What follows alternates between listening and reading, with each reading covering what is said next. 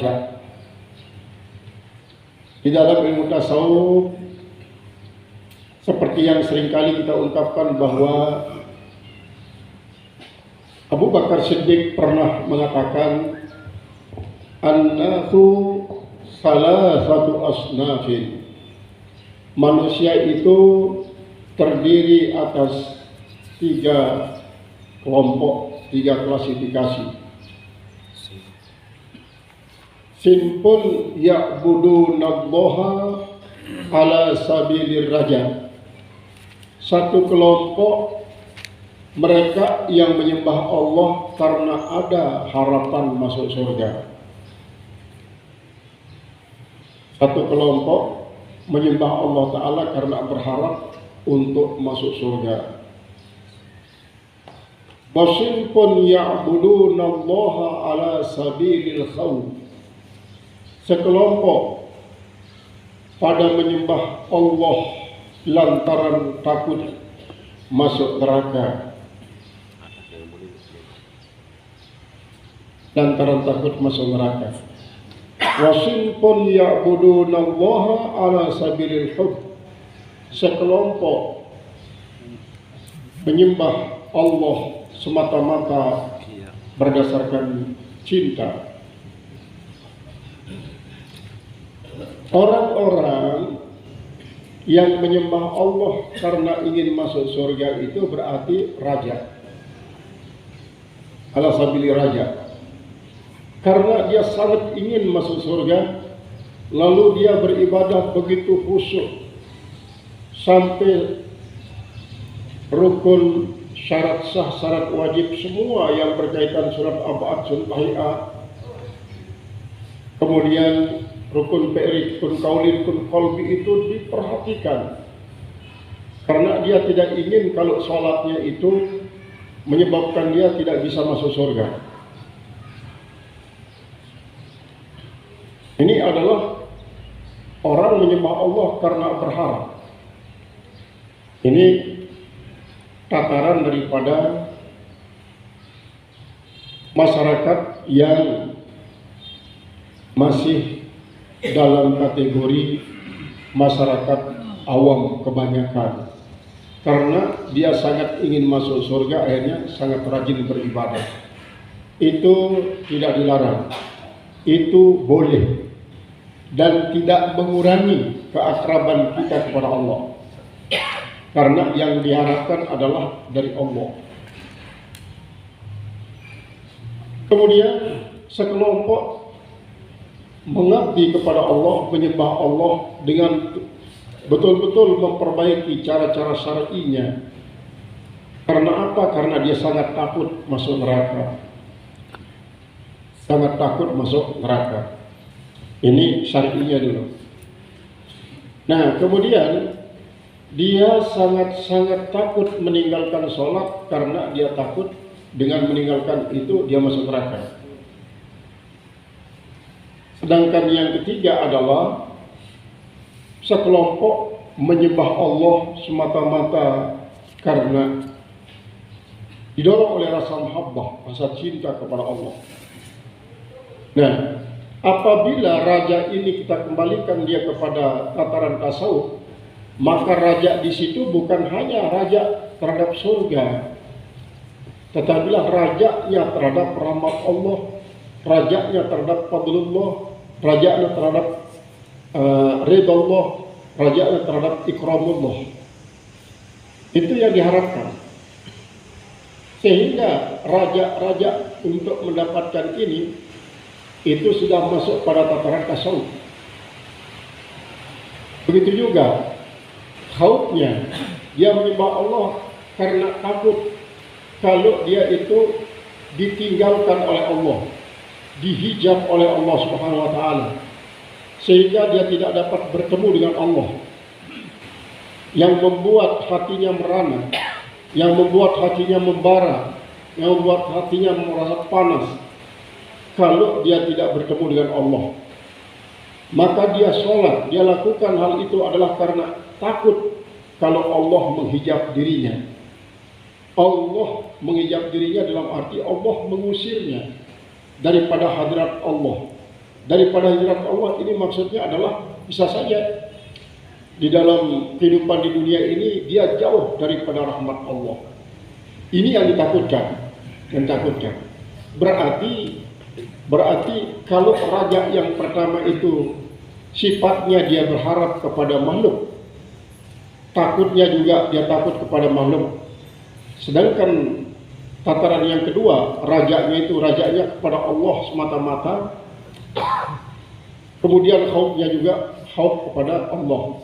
Rajanya itu terhadap rahmat Allah, ridha Allah, fadlullah, dan termasuk di sini adalah ikramullah. Nah, itu nanti yang akan mengantarkan seorang untuk bisa mendapatkan jalalullah, jamalullah, dan kamalullah.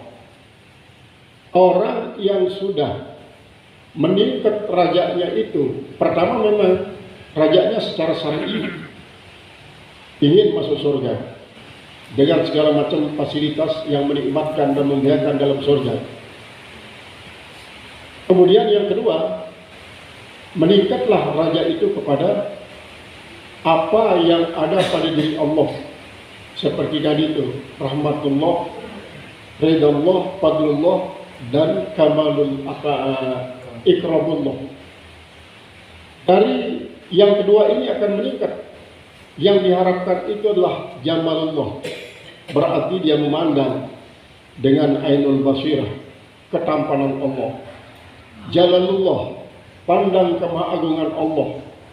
Kemudian kamalullah, dia memandang akan kemahasempurnaan Allah.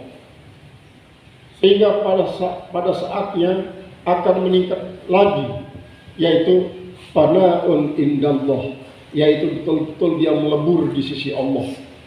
Ini tahapan-tahapan. Jadi tahapan yang pertama, raja yang pertama yang mengharap masuk surga dengan segala macam fasilitasnya itu adalah, kalau di klasifikasi itu adalah merupakan tahapan syar'i. Tahapan yang sifatnya syariat. Sedangkan yang sudah merangkak kepada fadlullah, ikramullah, rahmatullah, dan ridallah itu adalah yang sudah maju kepada tarekat. Ahli-ahli tarekat yang sejati mengatakan bahwa tidak boleh dipisahkan antara syariat dan tarekat, karena melaksanakan syariat itulah sesungguhnya tarekat. Melaksanakan syariat itulah sesungguhnya tarekat. Para ahli tarekat yang sejati tidak akan pernah meninggalkan syariat dalam bertarekat. Nah, kalau orang-orang yang tidak termasuk dalam tarekat sejati, maka itulah yang seringkali memisahkan antara syariat dan tarekat. Dia anggap bahwa tarekat itu ialah sering-sering baca istighfar, sering-sering membaca selawat, sering-sering membaca tahlil, baca tasbih, tahmid, takbir. Itu saja menurut mereka. Ini namanya tarekat yang tidak sejati. Sholatnya tidak diperhatikan. Kalau sholat, kalaupun mereka sholat hanya sekedar yang penting menggugurkan kewajiban, tidak pernah berharap bertemu dengan Allah di saat dia sholat. Inilah yang seringkali merusak nama besar daripada tarekat. Orang-orang yang semacam itu, orang yang memisahkan antara syariat dan tarekat. Padahal seperti tadi, tarekat yang sejati adalah tarekat di dalam syariat. Dalam arti praktik syariat itulah sesungguhnya tarekat. Kita sholat rajin, puasa rajin, kalau punya kemampuan bersedekah, rajin bersedekah. Semua perbuatan-perbuatan sifat syar'i itu kita lakukan. Kemudian, kalau rajanya itu sudah mencapai kepada yang ketiga itu, jamalullah, kamalullah, dan jalalullah, berarti sudah sampai kepada hakikat.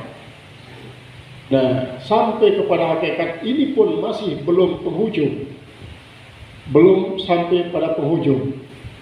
Dia akan mengantarkan kita kepada fana Allah, yaitu adalah fana di hadirat Allah, sehingga tidak ada yang dianggap ada kecuali Allah. Diri kita sendiri kita tidak anggap tidak ada. Kalaupun kita anggap ada, itu keberadaan yang majazi. Alam semesta ini adalah majazi. Orang yang semacam itulah yang senantiasa musyahadah. Ketika dia melihat apa saja alam semesta ini, membuat dia ingat kepada Allah. Seolah-olah dia mendengarkan alam semesta ini mengatakan dan mengajak dia untuk apa? Uzkurullah.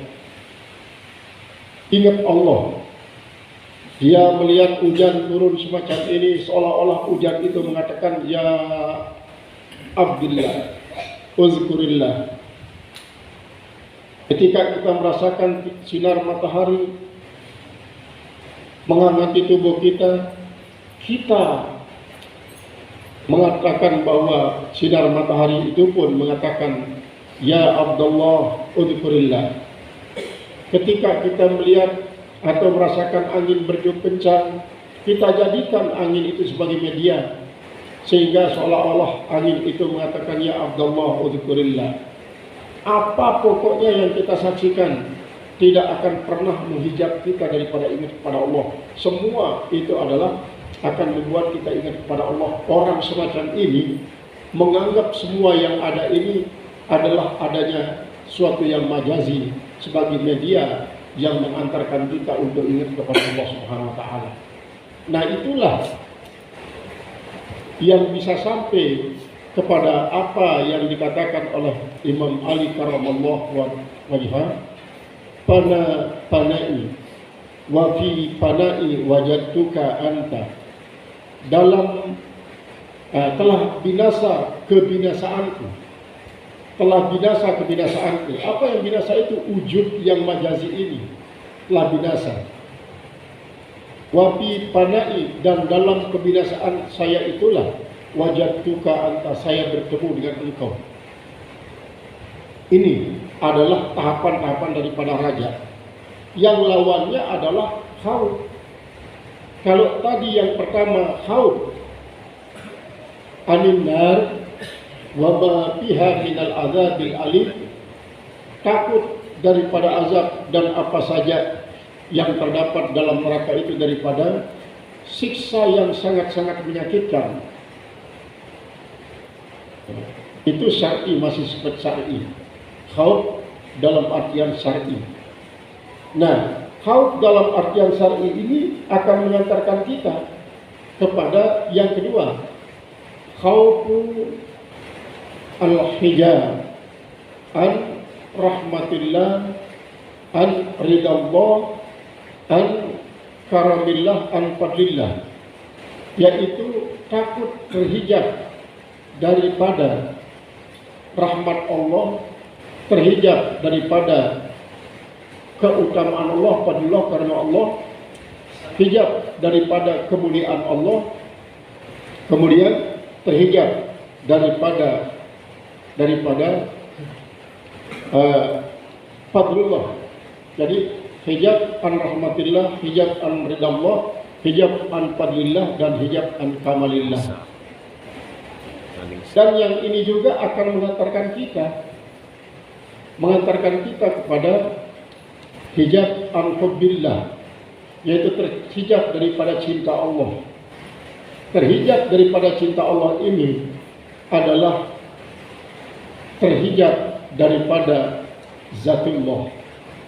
Nah, itu sebabnya dikatakan oleh Arifin tadi itu, bahwa menyembah bil iwan, menyembah bil iwan itu masih ada harapan, masih ada rasa takut. Nah, maka Arifin, orang-orang yang arif, yang paling ditakuti adalah apabila dia dihijab daripada hubbullah, daripada cinta Allah. Inilah hakikat daripada azab. yang allati tattali'u 'alal afidah. Maka azab Allah berupa hijab itu jauh lebih menyakitkan dibanding dengan azab Allah yang berupa dimasukkan ke dalam neraka. Kalau dalam tataran syariah memang masuk neraka itu sangat-sangat menakutkan. Sangat-sangat menakutkan.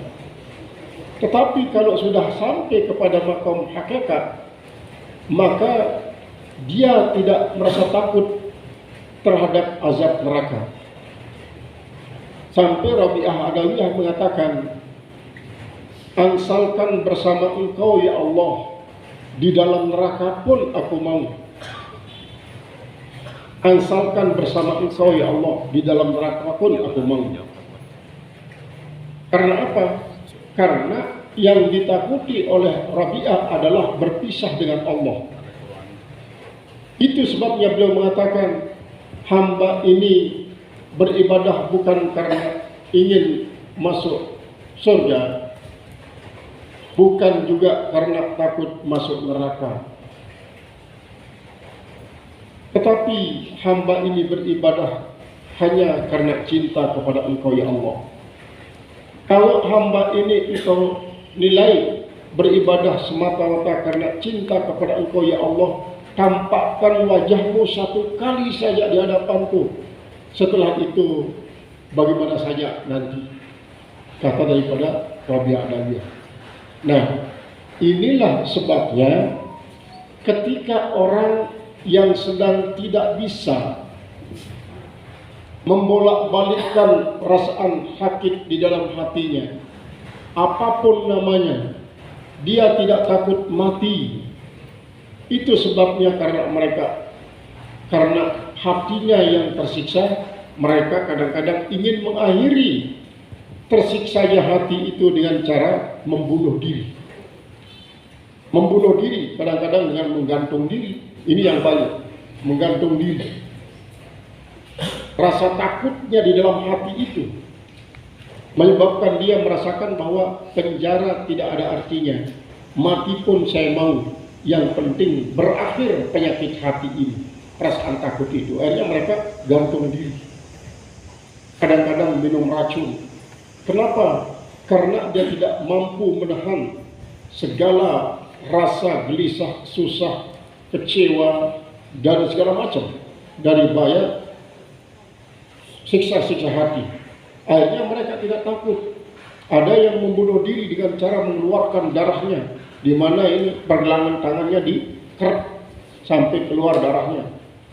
Ada yang menggorok diri, ada yang minum racun. Minum racun, menyembelih diri, menggantung diri, dianggap oleh mereka sangat-sangat ringan bila dibandingkan dengan sakitnya yang dialami lantaran ketersisaan hatinya. Nah, itulah sebabnya dikatakan oleh para sufi bahwa narullahil muqadah allati tattali'u 'ala afidah itu adalah suatu rasa sakit di dalam hati karena ditinggalkan oleh yang maha terkasih, yaitu Allah Subhanahu wa ta'ala. Buat siapa ini? Yaitu orang-orang yang halikin. Siapa halikin itu? Halikin itu alal jahidin al-munkirin. Siapa halikin itu? Al-mukazzibina lillahi wali rasulillah. Orang-orang yang membohongi Allah, membohongi Rasulullah. Bagaimana dia membohongi Allah dan membohongi Rasulullah? Ini yang membohongi Allah dan membohongi Rasulullah. Ya, membohongi Allah dan membohongi Rasulullah itu bisa saja dia orang ini beribadah, rajin kelihatannya beribadah, tetapi dalam ibadahnya dia tidak semata-mata karena Allah, tidak semata-mata billah, tapi dia beribadah seperti tadi, ingin masuk surga, takut masuk neraka. Ini adalah termasuk dia membohongi Allah dan membohongi Rasulullah. Kenapa dikatakan membohongi Rasulullah? Karena Rasulullah juga mengajar kita untuk beribadah bukan karena berharap selain daripada Allah, tetapi yang harapkan adalah Allah. Namun dalam praktiknya kita tidak mengharapkan Allah semata-mata, tapi yang kita harapkan justru adalah yang dibikin menjadi ujian oleh Allah, yaitu surga dengan segala macam kenikmatannya, neraka dengan segala macam sakitnya, itu yang justru menjadi hijab. Itu yang membuat kita menjadi rajin beribadah, ingin masuk surga, takut masuk neraka. Berarti kan tidak semata-mata billah. Tidak semata-mata billah. Inilah termasuk al-halikin, yang termasuk al-ayisin, yang termasuk juga dalam kategori al-mukadzibina billah wal mukadzibina bi Rasulillah sallallahu alaihi wasallam. Mudah-mudahan Allah menghindarkan kita dari semua itu. Karena begitu dia marah, mungkin dia tidak bisa melampiaskan kemarahannya kepada sasaran yang menjadi objek kemarahannya itu, maka dia tidak rasakan bahwa dirinya mengerek kakinya dengan silet, kemudian dengan duri sempilu, pokoknya dengan pecahan-pecahan kaca, pecahan botol, atau mungkin dengan hal-hal yang lain tidak dirasakan. Karena apa? Disebabkan karena apa yang di dalam hatinya berupa kemarahan itu lebih panas daripada sayatan duri sempilu, daripada sayatan pisau, lalu kadang-kadang daripada pembakaran api. Watarul gadbana, lalu kau melihat orang yang gadbana, orang-orang Islam marah itu, yastawa alihil gadabu, telah berkuasa atasnya rasa marah, telah berkuasa atasnya rasa marah. Fil kitali, dalam peperangan, fatusibuhu jarahatun, maka mengenai akan dia oleh luka-luka, wa huwa la yas'uru biha, dia tidak merasakan sedikit pun luka-luka itu. Fil hali, pada ketika itu, li annal ghadaba narun fil qalbi, karena bahwasanya marah itu adalah merupakan api dalam hati. Jadi itu kan orang mesiat-siat itu. Orang yang mesiat itu, kenapa dia mesiat? Karena dia marah. Kalaupun dia luka, tidak pernah dia rasakan sakitnya pada saat dia mesiat itu.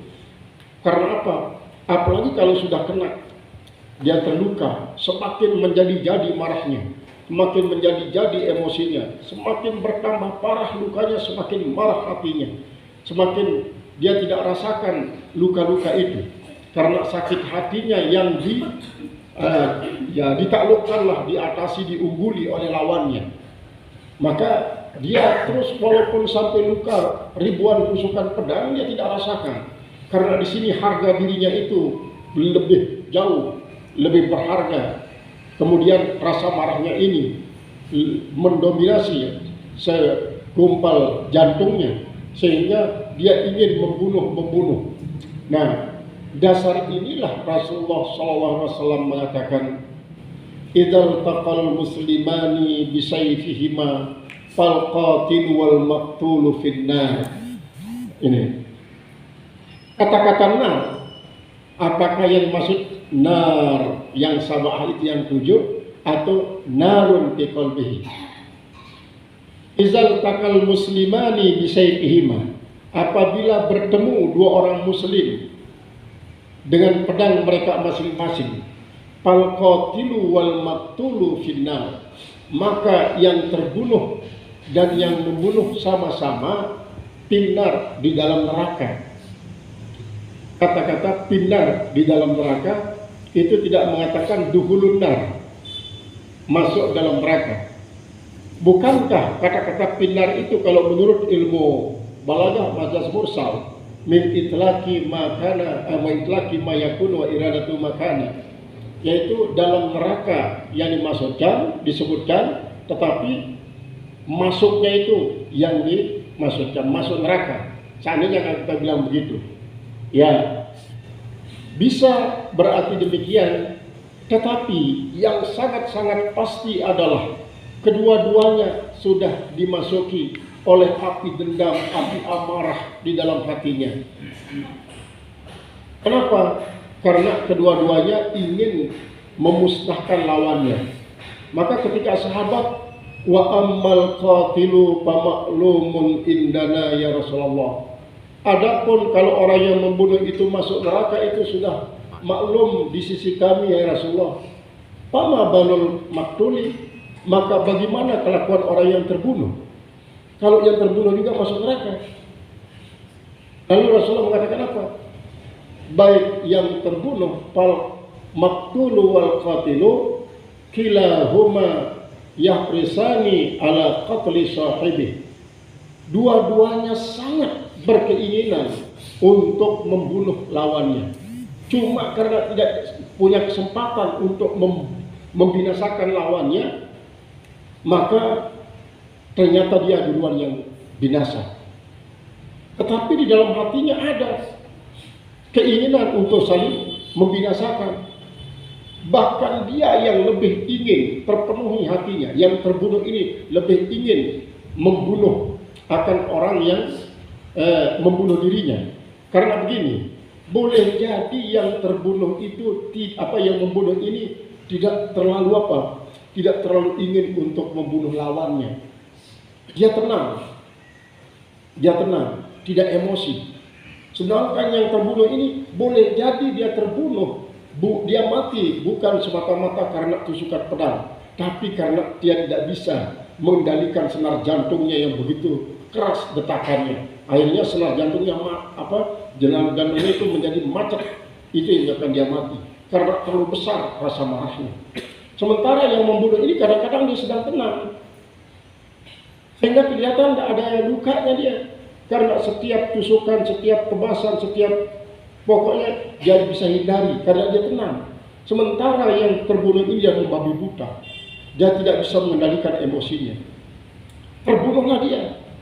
Maka dia masuk neraka adalah dengan sebab emosinya itu. Nah, adapun yang membunuh ini mungkin saja dia masih hidup. Lalu dia menjalani kisos sesuai dengan hukum syara, dan dia rela mendapatkan kisos itu karena dia rela dirinya bersalah, atau mungkin dia bayar diat mughalazah. Dia bayar diat mughalazah buat apa?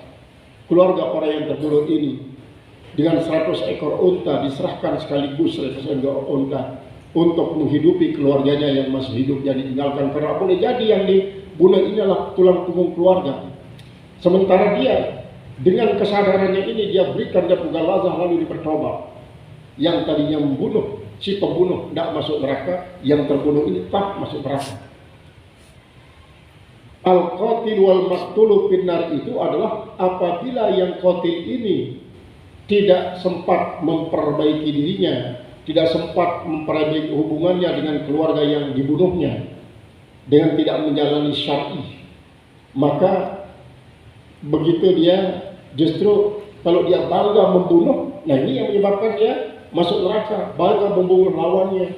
Nah, sementara kalau dia tenang, sebenarnya saya tidak ingin membunuh siapa-siapa katanya.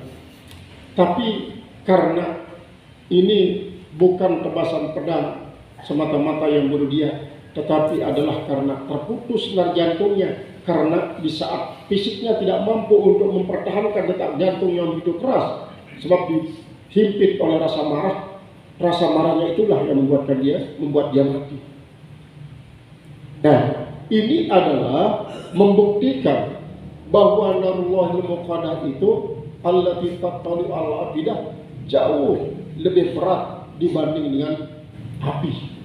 Betapa banyak orang-orang seperti tadi itu, baik suami maupun istri, dia terpaksa menganggap bahwa membunuh orang yang dimarahi itu lebih ringan daripada beban hatinya. Beban hati ini lebih berat. Dengan demikian dia tidak takut dibunuh lagi. Karena apa? Dia merasakan beban hatinya itu jauh lebih berat daripada kalaupun saya dibunuh, tidak apa-apa. Yang penting apa yang ada dalam hati ini sudah terlampiaskan, kata orang-orang yang melakukan hal itu pada umumnya. Kadang-kadang kalau dia sudah melakukan hal itu, dia merasa puas, barulah dia menyesal. Kenapa? Karena penyesalan ini tidak akan bisa datang di saat dia sedang emosi.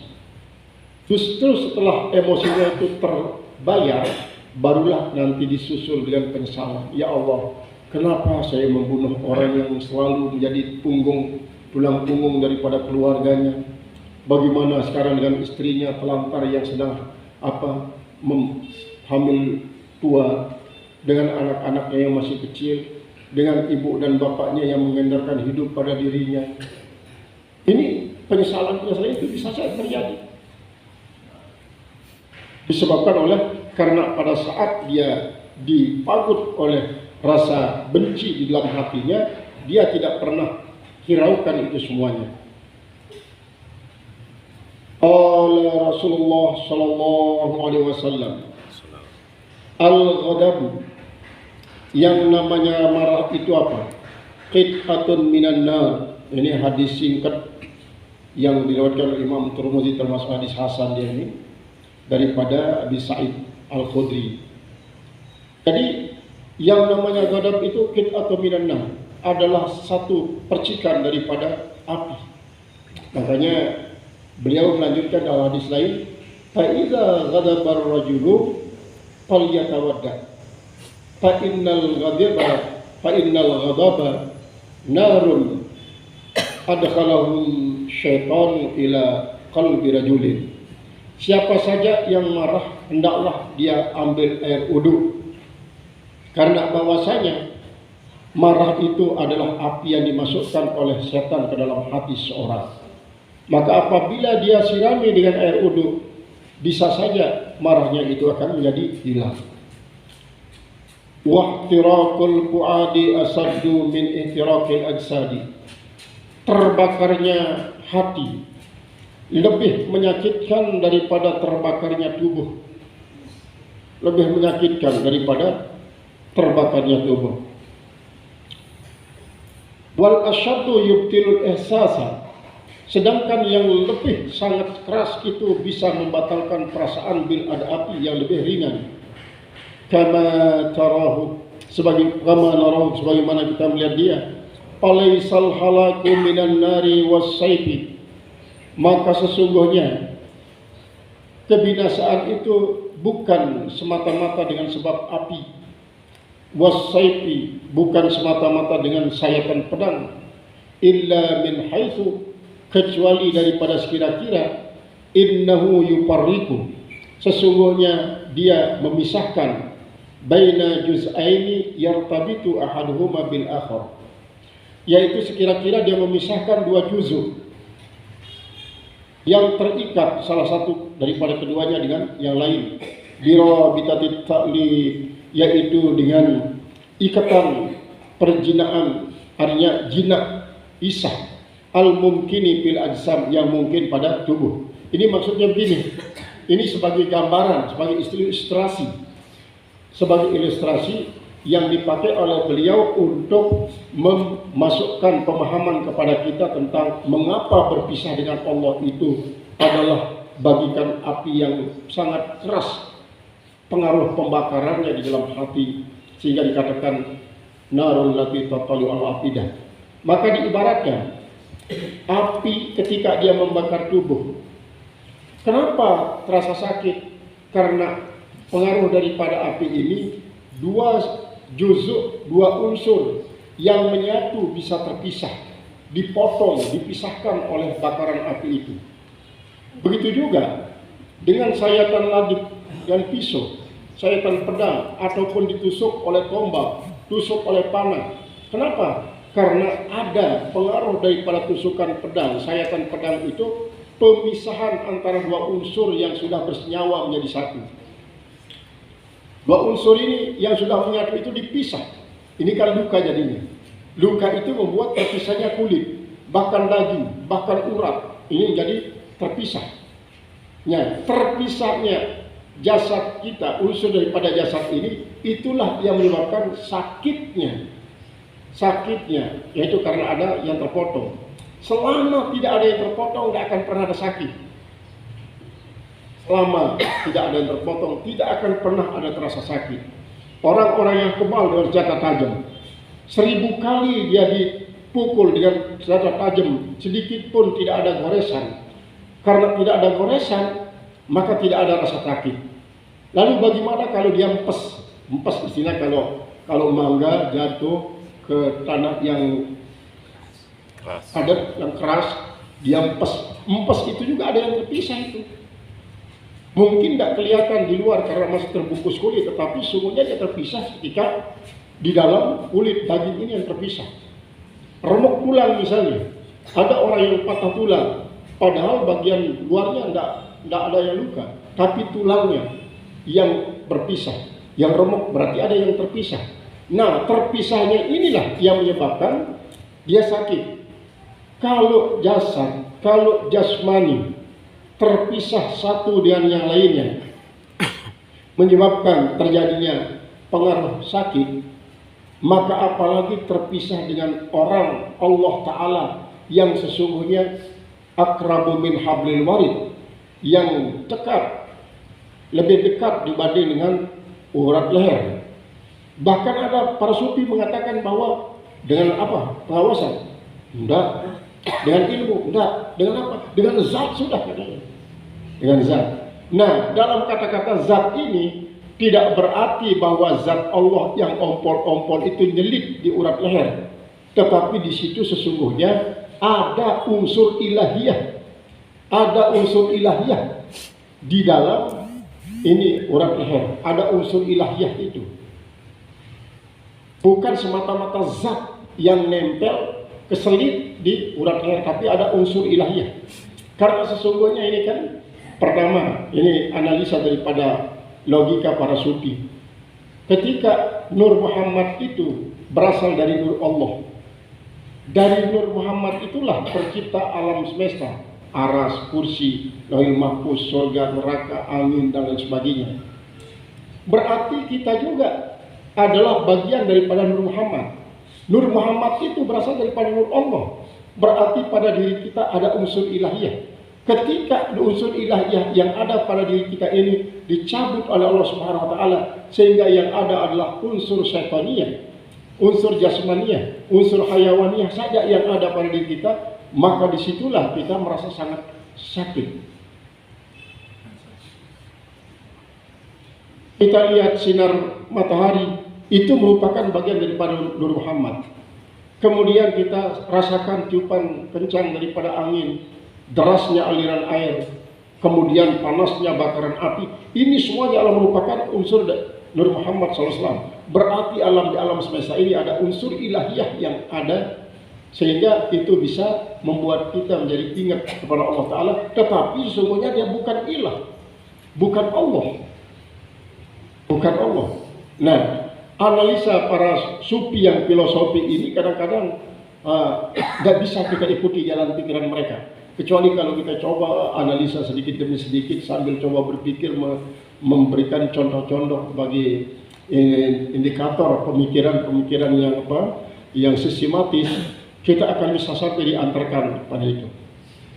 Sehingga ketika kita coba untuk menganalisa semua yang ada di alam semesta ini, termasuk abi anfusikum afala tubsirun, dalam diri kalian apakah tidak kalian lihat ada ayat-ayat Allah? Bukan saja ayat-ayat Allah, tapi unsur ilahiyah itu yang ada pada bi anfusikum afala tubsirun itu. Sehingga kadang-kadang kalau kita berbicara dengan orang yang tidak sama aliran mazhab, dari segi pembicaraan kita tidak akan bisa. Artinya kita akan terus berdebat yang tidak pernah punya ujung pangkal. Karena apa? Si fulan berjalan lewat trotoar, kemudian si fulan berjalan lewat trotoar yang lain. Si fulan lewat daripada bodi jalan. Nah, akhirnya nggak bisa bertemu karena masing-masing berjalan melalui jalur-jalur yang tersendiri. Nah, kalau dia itu berhadapan sama, maka barulah bisa bertemu, barulah dia bisa melahirkan suatu kesimpulan daripada apa yang dibahas. Maka gambaran yang diberikan oleh Imam Ghazali dalam hal ini adalah dapat mendekatkan pemahaman kita untuk merasakan bahwa narullahi muqada allati tatali ala afidah itu adalah disebabkan karena firaqun bainana bainallah, yaitu perpisahan antara kita dan antara Allah.